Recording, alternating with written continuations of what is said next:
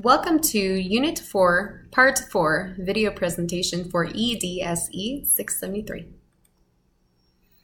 We have discussed program evaluation in previous presentations, but as a review, program evaluation really involves examining the connections between events and looking for causal chains.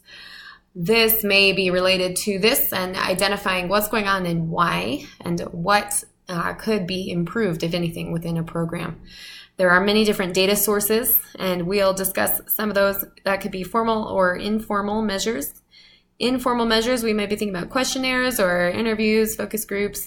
Some of those can be really good to get feedback as well about a program, and those could be conducted with any stakeholder group. And then program evaluation also involves the integration of, as we say with the data sources, assessment information that is both objective and subjective. So we're looking at many different kinds of knowledge, bodies of knowledge, and different types of data to review and ultimately come to a conclusion about the effectiveness and functioning of a program. Purposes of program evaluation may include improvement of that program and increased or sustained success of that program. And then to increase positive relationships with those in the community, stakeholders, families, whoever may be involved, along with clients or students. Keep in mind your logic model assignment. We've got a visual here to review that. We want to think about how we will get from A to B and what B even is. Where are we trying to get? And that brings us to the idea of short-term, intermediate, and ultimately our long-term outcomes. This is directly related to the idea of program evaluation.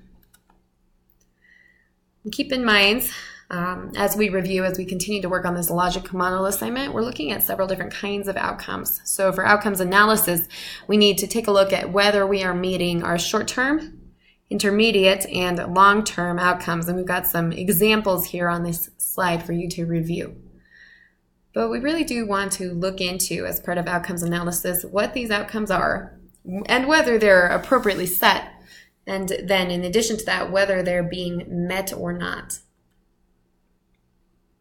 Another component of program evaluation could be consumer analysis, and this would involve really reaching out to stakeholders, finding out if the program is covering what it needs to cover, if the role is clear to yourself, to others, and to the stakeholders.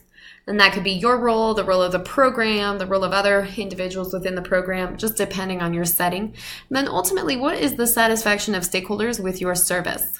Consumers, and that again could be clients themselves or students, family, community members, etc.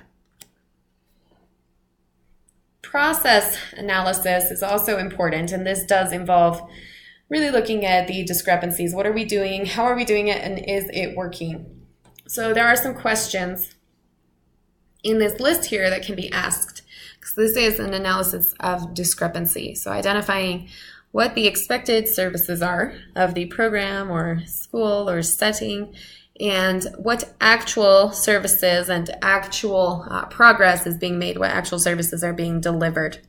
So this requires us to keep our eyes on what the program is expected to accomplish, and then to analyze the gap that may exist between what's happening and what we want to see happening. We also could use process analysis to take a look at the collaboration that's occurring and what we would hope to see differently, and then to analyze the plans that are in place and make sure that those plans are appropriate and effective based on the outcomes and goals. To discuss a few different methods for gathering data, you'll see a list here depending on your program, so keep in mind you can modify and adjust these. You may conduct intensive interviews with stakeholders, and we have a list here of different people who could fall into that category, people who might have helpful information in an interview.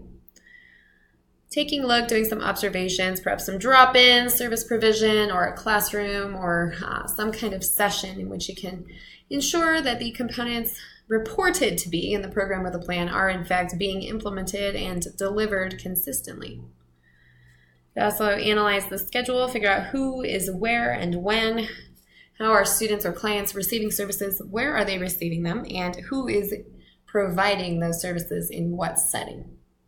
So So really important, we emphasize, the idea of a drop-in, find out what's honestly going on and whether it's what we are reporting to be doing for services and what we might be able to do differently to really improve and reach those outcomes.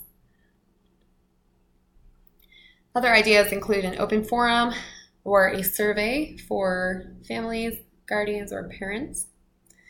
You'll see this note here on this page for this video presentation. There are some example documents that are included. These documents are created for the school setting, but they include some questions or surveys that can be done for interviews with stakeholders to identify function and look for any changes that should be made. So although you may not be working in a school setting, these documents do provide you with an example, and feel free to kind of build off of those and modify as necessary. This is a part of extensive qualitative analysis that can really provide us with some data to evaluate our program. So for this final video presentation, we will discuss 2 different assignments for submission in this unit. There are 2 different drafts for the logic model that we'll be doing this unit.